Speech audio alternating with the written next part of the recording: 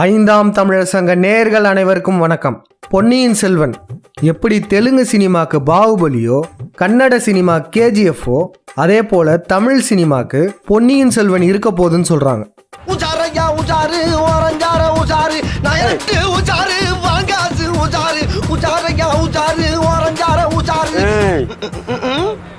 என்ன பாட்டுல சிக்னலா? என் பாசஞ்சரை நான் தான்டா காப்பாத்தணும், வேற யாரு காப்பாத்துவா? இந்த விழயத்துல பொன்னியின் செல்வன் படத்தை ரிவ்யூ பண்ண போறது இல்ல, படத்தை எடுத்தவங்களை ரிவ்யூ பண்ண போறோம். முதல்ல பொன்னியின் செல்வன் நாவல் எழுதின கல்கி. யார் அவரு? சஞ்சானே தோனே தானே நேரானோ சுகுமாரி சிங்காரி. இவரு சிறந்த எழுத்தாளர்னு சொல்றாங்க. ஓ, அதனாலதான் இந்த இலுமினாட்டிகள் இவரை பயன்படுத்திக்கிட்டாங்க போல. ஆமா, நீ என்னடா படிச்சிருக்க? 4வது. Very good. என்ன விட ஏதோ நீ கொஞ்சம் கூட படிச்சனால உன்னை ஒரு மனுஷனா மதிச்சு இங்க உட்கார வச்சு எழுத சொல்லியிருக்கேன். நான் சொல்ற மாதிரி அழகழகா அப்படியே அச்சடிச்ச மாதிரி எழுதணும்னா சிச்சுவேஷனை சொல்லு. சரி, இப்ப இந்த படத்தோட டைரக்டர் யாரு? ஐயங்காரு வீட்டு அழகே. ஓ, இவரும் பிராமினா? அப்போஸ் குளுக்கோஸா? அப்போஸ்ங்க, அப்போஸ்னா ஆமான்னு அர்த்தம். சரி, இத கூட விடுங்க. இந்த படத்துல கரிகால சோழன் ஒருத்தர் வராரு, அப்புறம் ராஜராஜ சோழன் ஒருத்தர் வராரு. ஆனா இவங்களெல்லாம் பார்த்தா ஒரு உணர்ச்சியே வரமாட்டேங்குது. ஏன்னா அப்படி கேக்குற? இல்லப்பா, மேனேஜர் மூஞ்சி உனக்கு இல்லையடா. அதுவும் இந்த ராஜராஜ சோழன் சொல்லிட்டு ஒருத்தர் காமிக்கிறாங்க பாருங்க. உண்மையிலேயே இவருக்கும் ராஜராஜ சோழனுக்கும் எந்த ஒரு சம்பந்தமும் இல்லாத மாதிரி தான் இருக்கு. அதுக்கெல்லாம் நீ சரிப்பட்டு வர மாட்டேன். அத்தாச்சி, எதுக்கு சரிப்பட்டு வர மாட்டேன் நீங்க தான் சொல்லுங்க தாச்சி. అంటే నా బేసిక్స్ తెలుగు సినిమా నుంచి. ఓకే, బట్ తెలుగు ఫ్యాన్స్ అందరూ మిమ్మల్ని బాగా మిస్ అవుతుంటారు. But you have settled there. లేదండి, ఎక్కడ ఉన్నా మనసు ఇక్కడే ఉంటుంది నాకు. ఎందుకంటే ఎక్కడ తీస్తున్నామో అక్కడే ఇవ్వాలి కదమ్మా. என்னங்க இது இப்படி பேசியிருக்காரு? அப்ப இவர் தமிழர் இல்லையா? இவரும் தெலுங்கர் தாங்க. எல்லா தப்பையும் நீங்க தான் பண்ணீங்க. எல்லா தப்பையும் நீங்க தான் பண்ணீங்க. போதும்பா. But you have settled there. లేదండి, ఎక్కడ ఉన్నా మనసు ఇక్కడే ఉంటుంది నాకు. ఎందుకంటే ఎక్కడ తీస్తున్నామో అక్కడే ఇవ్వాలి కదమ్మా. ஜெயம் ரவி காரு, உங்க மனசு அக்கட இருந்தா நீங்க ஏன் இவ்வளவு கஷ்டப்பட்டு இக்கட இருக்கீங்க? நீங்களும் அக்கடையே போய் இருந்துக்கோங்க. நீ ஊருக்கு கிளம்பு. நீ ஊருக்கு கிளம்புன்னு என்ன சகல, நான் இங்கதானே படுக்க மாட்டேன்னு சொன்னேன், மொட்டை மாடியில படுக்க மாட்டேன்னு சொன்னா என்ன அப்படி கோச்சுக்கிற நீ? மூடிட்டிங்க படுறான் கொய்யால. சரி, அப்ப மத்த முக்கியமான கேரக்டர்ல நடிச்ச நடிகர்கள்லாம் யார் யாருன்னு பாத்துடலாம் வாங்க. நம்ம ஊர்ல இருக்கிறவங்க நம்மள விட கேடு கட்ட முட்டாளா இருக்கான். நம்ம மீதி 9 பேரை சேர்த்து எப்படித்தான் ஆட்டத்துல ஜெயிக்க போறோம்னு தெரியலையே. அப்படி நான் ஒரு நல்ல ஐடியா. நாய் பிடிக்கிற வேற ஒண்ணு வாடகைக்கு எடுக்கிறோம். ஒரு 4 தெருவை 2 பேரும் சேர்ந்து லோ லோ லோ லோ சுத்துறோம். நறுக்கா 9 பேரை செலக்ட் பண்ணி தூக்குறோம், ஜெயிக்கிறோம். ஐஸ்வர்யா ராய், இவங்களும் பிராமின் தான். த்ரிஷா, ஓ இவங்களும் பிராமினா? நான் எப்படி செலவு பண்ணிருக்கேன் தெரியுமில்ல? திருவிழாவே ஆரம்பிக்கல, அதுக்குள்ள கிரீடத்தை கிளம்பிட்டீங்க. நாங்க மிஸ் தென்காசி அழகி போட்டிக்கு போறோம். மிஸ் தென்காசியா? தென்காசில அழகி போட்டி நடக்குதே, உங்களுக்கு தெரியாதா? அது அழகிகளுக்கு கிளவிகளுக்கு எதுக்கு? அப்புறம் தமிழுக்கே இலக்கணம் வகுத்த மாதிரி பேசுற இந்த பார்த்திபன், இவர் யாருன்னு பாத்துடலாமா? என்னுடைய மதர் டங் தெலுங்கு தான். பட் நான் தமிழ்நாட்டிலே வளர்ந்ததுனால தமிழ் தான் என்னால் ஒழுங்காக பேச முடியும். என்னுடைய மதர் டங் தெலுங்கு தான். இவரும் தெலுங்கர். அப்புறம் சரத்குமார் அவர்கள், இவர் எல்லாரும் நம்ம நாடாருன்னு நினைச்சிட்டு இருக்கோம். ஆனா இங்க பாருங்களேன், இவர் டெல்லியில தான் பிறந்து வளர்ந்துருக்காரு. அதே மாதிரி இவரோட ஆரம்ப காலகட்ட படங்கள்லாம் பாருங்களேன், தெலுங்கு படங்கள்ல தான் நடிச்சிருக்காரு. పిఎస్ఎన్ గురించి అందరికీ తెలుసండి. తమిళనాడు దాటి తమిళనాడు బయట ఈ కథ గురించి, కల్కి గారు రాసిన కథ గురించి తెలియకపోవచ్చు. தெலுங்குல பேசுறாங்க, பூர்வீகம் தெலுங்கா இருக்குமோ? அப்பனா இவர் இத்தனை நாளா தன்னை தமிழர்னு சொல்லி ஏமாத்திட்டு இருக்காரு. தாயின் வயிற்றிலே கருவுற்றிருக்கும் போது நீ எந்த ஜாதியில் பிறக்க போகிறாய், எந்த மொழி பேசுகின்ற பிள்ளையாய் பிறக்க போகிறாய், எந்த மதத்தில் பிறக்க போகிறாய் என்று அறியாமல் பிறந்து விடுகிறாய். பிறகு பள்ளி பருவத்தில் கூட பிறருடன். இவருடைய மனைவியும் கூட தெலுங்கர் தான். ஏம்மா, இந்த ஆளுக்கு நீ 5ஆவதா? ஆமா. அப்போ உனக்கு இந்த ஆளு எத்தனாவது? 7வது. இதுக்கப்புறம் தாங்க 2 முக்கியமானவங்க இருக்காங்க. கார்த்திக், இவர் இத்தனை நாள நம்ம கவுண்டர் நினைச்சிட்டு இருக்கோம். ஆனா உண்மையாகவே இவர் கலப்பினம் தான். அதாவது இவருடைய தாயார் நாயுடு. அதை இவருடைய அப்பாவே சொல்லியிருக்காரு, கேளுங்க. இப்படியா பார்த்து கேபி சுந்தராம்பாள் வீட்டில் ஒரு பொண்ணு இருக்குன்னு எனக்கு வேலுமணியம்மா ஃபோன் பண்ணாங்க.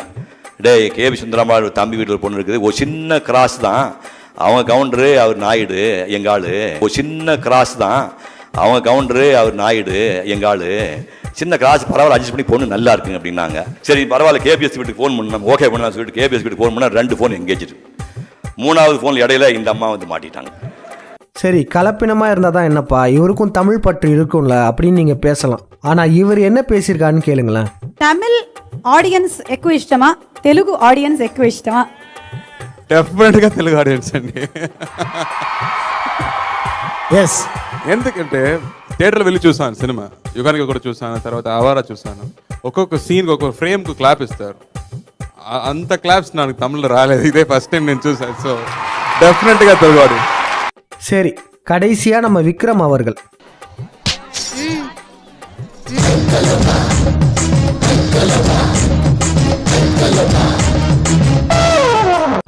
இவர்லாம் பச்சை தமிழர்ப்பா, பல்லர் சமுதாயத்தை சார்ந்தவர் அப்படின்லாம் நீங்கள் சொல்லலாம்.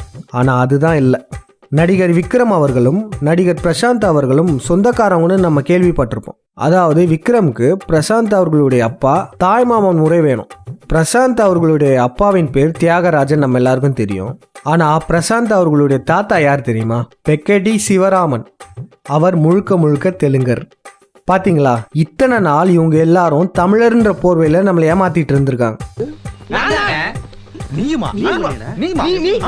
எல்லாருமே அட்டன் பண்ணீங்க, அதையே முதல்ல என்கிட்ட சொல்லல நீங்க. சரி, இந்த பிராமணர்களுக்கும் தெலுங்கர்களுக்கும், அதாவது ஆரியர்களுக்கும் திராவிடர்களுக்கும் நம்ம சோழர்களுக்கும் என்ன தொடர்பு இருக்கு? இதற்கு முன்னாக வழக்கு விசாரணையிலே ஆதித்த கரிகாலனை கொன்ற அந்த 4 பேர் அண்ணன் தம்பிகள் அந்தணர் வகுப்பை சார்ந்தவர்கள். அந்தன வகுப்பு என்பது தம்மை எதிர்த்தாலும் சரி அவர்களை அழித்தே தீருவேன் என்று முதல் சூளுரை செய்த பிறகு தெற்கு நோக்கி காந்தல் ஊர் சாலை எதிரியாகிய சத்தியாசிரியன் கிழிந்த உடையோடு அழுக்கடைந்த மாசடைந்த மேனியனாக விரிதலையினனாக புறமுதுகிட்டு ஓடினான் என்று திருவாலங்காட்டு செப்பேடுகள் கரந்தை செப்பேடுகள் பறக்க பதிவு செய்திருக்கின்றன. தெலுங்கர்களுக்கு அந்த குலத்திற்கே காலன் யமன் கொன்று இருந்தான். பாத்தீங்களா, இந்த ஆரிய திராவிட கூட்டத்தை நம்ம தமிழ் முற்கால சோழர்கள் விரட்டி விரட்டி அடிச்சிருக்காங்க.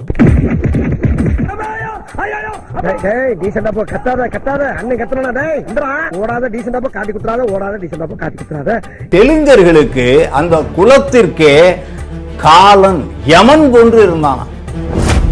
என்ன அடி, பச்சை தண்ணி கூட கொடுக்காம போட்டு அடிச்சுக்கிறீங்க. எப்படி எல்லாம் காலில் விழுந்து கதறனா, இறக்கம் இல்லையா உனக்கு? இந்த ஆரிய திராவிட கூட்டம் அவங்களுடைய எதிரியான சோழர்கள் பாண்டியர்கள் இவங்களுடைய வரலாறுலாம் எடுத்தாங்கன்னா எப்படி எடுப்பாங்கன்னு யோசிச்சு பாருங்க. அதற்கு எடுத்துக்காட்டா இந்த நாமம், தமிழர்கள் எப்பயுமே பட்டை தான் போடுவாங்க. அப்படி இருக்கும்போது சைவ மதத்தை தூக்கி பிடிச்ச சோழர்களுக்கு நாமம் போட்டாங்கன்னா அப்ப இவங்களுக்கு எவ்வளவு வன்மம் இருக்கும் யோசிச்சு பாருங்க.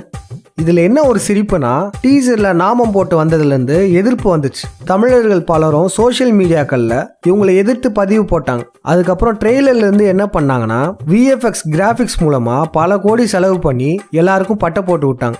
10 ரூபா திருநீர் பாக்கெட் வாங்கி போட்டிருக்க வேண்டியதை பல கோடி செலவு பண்ணி இவங்க போட்டிருக்காங்க.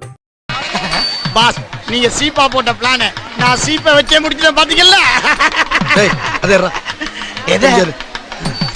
ஏன்னா மூக்கு புடப்பா இருந்தா சில நேரத்துல இப்படி எல்லாம் யோசிக்க தோணும் கொஞ்சம். இந்த மணிரத்னம், செல்வராகவன், சங்கர் இவங்க எல்லாருமே திட்டமிட்டு சோழர்களையும் முக்கியமா பாண்டியர்களையும் அசிங்கப்படுத்துவாங்க. தமிழனுடைய வரலாற்றை எதிரி படமாக்கினாங்கன்னா எப்படி இருக்கும் நீங்களே யோசிச்சு பாருங்க. அதுவும் இந்த பொன்னியின் செல்வன் படத்து மூலியமா நம்ம சோழர்கள் போதைக்கு அடிமையானவர்கள், பெண்களை பார்த்து மயங்கியவர்கள் அப்படின்னும், நம்ம பாண்டியர்கள் ஒரு காட்டு மிராண்டி கூட்டங்கள், மிகப்பெரிய வில்லன்கள் அப்படின்ற எண்ணத்தெல்லாம் உலக மக்கள் அனைவர் மனதிலையும் பதிக்க பார்க்குறாங்க. படத்தை படமாக பாருங்க, அதை ஏன் சீரியஸாக எடுத்துக்கிறீங்க? இதெல்லாம் கற்பனை அப்படின்னு ஒரு சிலர் சொல்லலாம். அவங்களுக்குலாம் ஒரு சின்ன எடுத்துக்காட்டு சொல்கிறோம். ரியல் லைஃப்பில் கணவன் மனைவியாக இருக்கிறவங்க படத்தில் அக்கா தம்பியாக நடித்தா ஏற்றுப்பீங்களா? ரியல் லைஃப்பில் அண்ணன் தங்கச்சியாக இருக்கிறவங்க படத்தில் கணவன் மனைவியாக நடித்தா ஏற்றுப்பீங்களா? முடியாதுல்ல. அப்போ இனிமே படத்தை படமாக பாருங்கன்னு சொல்கிறத நிப்பாட்டுங்க. திரைப்படங்களை வச்சு தான் பல பேர் தன்னை ஹீரோவாக காமிச்சு தமிழ்நாட்டிலேயே ஆட்சியை பிடிச்சிருக்காங்க. நம்ம உருவாக்கிய கலை, இயல், இசை, நாடகம் இதையே நமக்கு எதிராக பயன்படுத்துகிறாங்க இந்த பிண்டாரிகள். பிற மொழியாளர்கள் கையில் தமிழ் சினிமா இருந்தால் இந்த மாதிரி தான் இருக்கும். அவங்களுக்கு சாதகமாக வரலாற்றை மாற்றிப்பாங்க. தமிழர்களை எப்படியெல்லாம் கொச்சைப்படுத்த முடியுமோ அப்படியெல்லாம் கொச்சைப்படுத்துவாங்க. தமிழ் வரலாற்று நாயகர்களோட பெயர்களை இந்த மாதிரியான கற்பனை படங்களில் பயன்படுத்தக்கூடாதுன்னு சென்சார் போர்டு சட்டம் இயற்றணும். அப்போ தான் மீண்டும் இந்த மாதிரியான படங்கள் வெளிவராது.